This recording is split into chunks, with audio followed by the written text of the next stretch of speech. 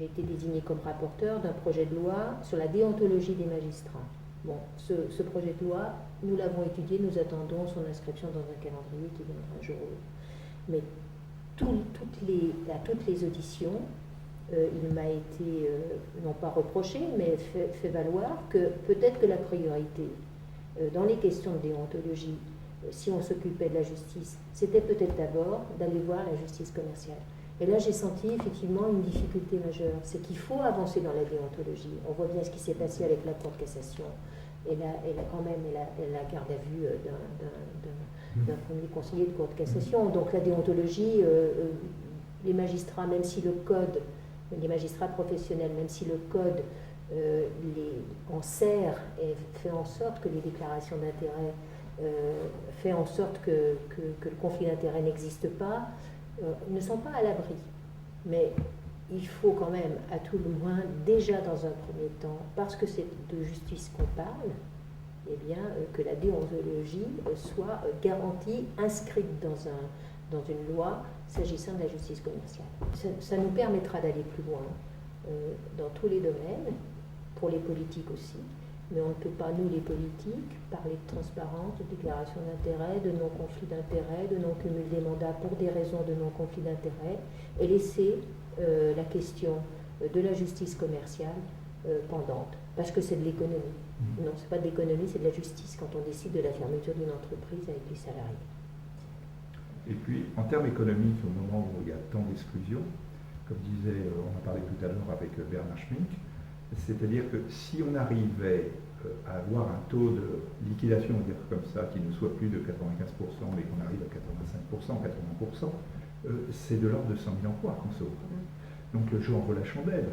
Et sinon, on ne comprend pas pourquoi certains s'attaquent à ce point à leurs prérogatives.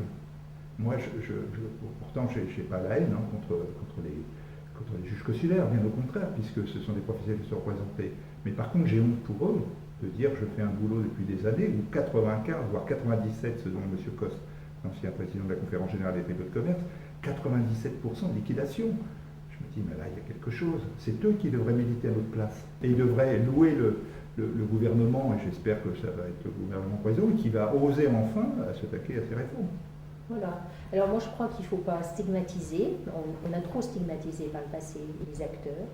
En revanche, il faut dresser des constats, faire des missions. Nous avons fait une mission, je pense, très, très honnête, sans opposer les uns et les autres, mais au regard de ce qu'exige la société actuellement, constater qu'il faut ajouter aide de la formation, et de la déclaration d'intérêt pour garantir l'absence de conflit d'intérêt dans les décisions justice.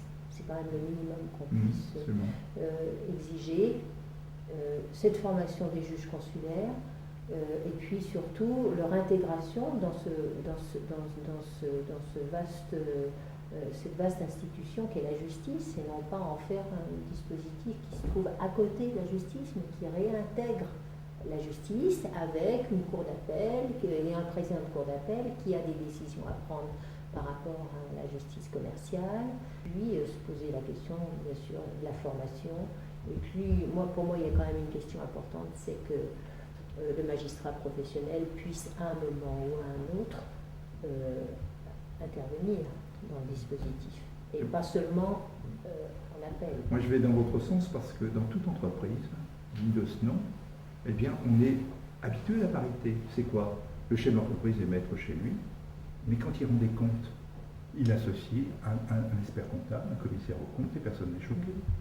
Je ne vois pas pourquoi on serait choqué d'avoir des magistrats professionnels qui puissent, à côté des juges consulaires, pour peut-être à partir d'un certain niveau d'affaires, c'est à déterminer, je pense que les savoir-faire associés ne font qu'enrichir la réussite. Et sinon, on s'interroge pourquoi. Mais s'il n'y avait que des mandataires sociaux qui étaient juges consulaires, je ne poserais peut-être pas cette question. Mais on s'aperçoit qu'il y a des gens qui sont juges consulaires qui ne sont pas mandataires sociaux. Vous avez par exemple dans presque toutes les juridictions des cadres bancaires. Or, les cadres bancaires se sont désintéressés complètement du sujet. Pourquoi? Parce qu'ils provisionnent, c'est le contribuable qui va payer, puisqu'ils paieront moins d'impôts. Et je dirais, dans un auditeur, il faudra s'intéresser à ça, parce que Moi-même, j'ai une partie de carrière de bancaire.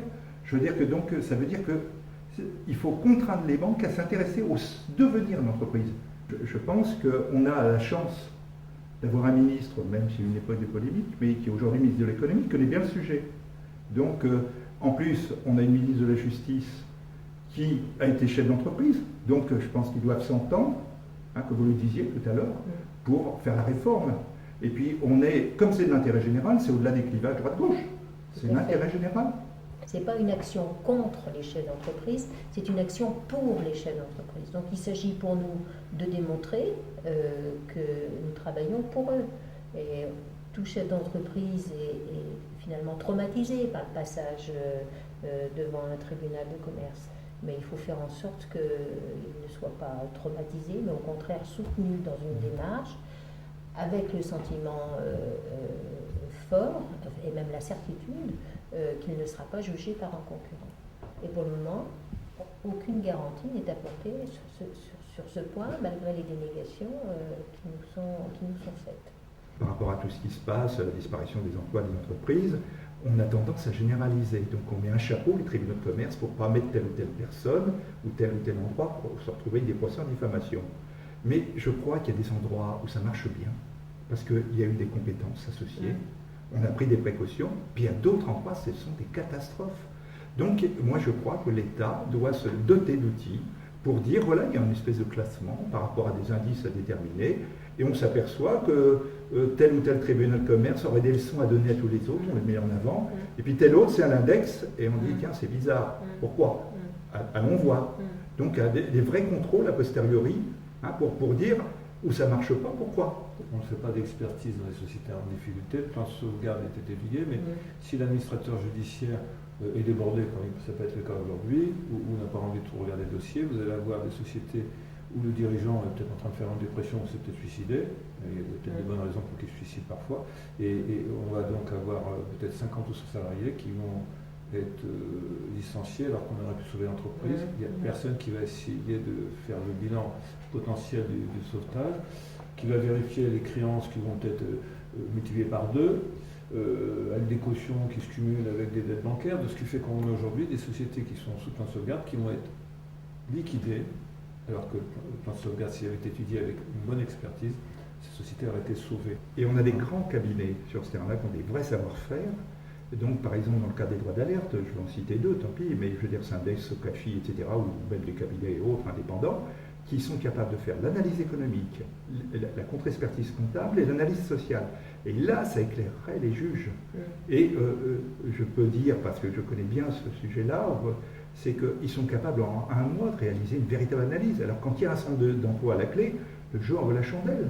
On pense, et on est de plus en plus enclin à considérer qu'il faut une spécialisation des tribunaux de commerce.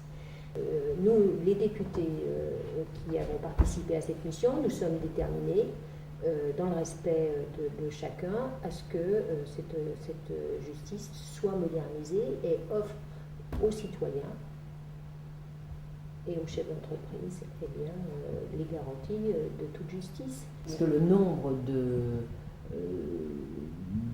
réformes qui ont été enterrées, c'est terrible. Eh oui. Donc la question qu'on se pose, c'est pourquoi? Pourquoi? Parce que c'est des réformes qui dérangent. Je oui, veux dire, mais on a inscrit dans l'histoire depuis 450 ans. Moi, j'étais invitée au 450e anniversaire d'un tribunal de commerce, je ne sais plus où. Bon, c'est vrai que on se dit que c'est très bien. Bon, la longévité est peut-être une bonne chose, mais ceci dit, à un moment, il faut vraiment moderniser les choses. Il y a des moments où ça a été très loin quand même. Les tentatives de réforme, c'était pratiquement bouclé. Ça avait été très très loin. Elisabeth Guigou avait, il y a eu des avancées, et à chaque fois ça a été enterré par la droite, par la gauche, ça a été enterré. Ouais. Mais ça c'est terrible. Et on se dit, à quand la prochaine réforme enterrée? Moi je pense que ça peut être un bon moment. Je crois qu'il ne faut pas imaginer qu'on va complètement bouleverser le système. D'ailleurs c'est pas notre objectif. Mais c'est quand même de le moderniser de sorte qu'il réponde aux exigences de notre société actuelle. Jusqu'à présent, qui se souciait du conflit d'intérêts? Pas grand monde. Non. Bon. Depuis la décentralisation, on a bien vu qu'il y a des affaires qui sont remontées parce qu'il n'y avait pas assez de contrôle de l'État sur les collectivités locales, etc. Là, c'est pareil. On s'aperçoit que, bon, il n'y a plus le scandale qu'on a pu avoir à un moment, mais il y a quand même cette perte de confiance dans l'outil.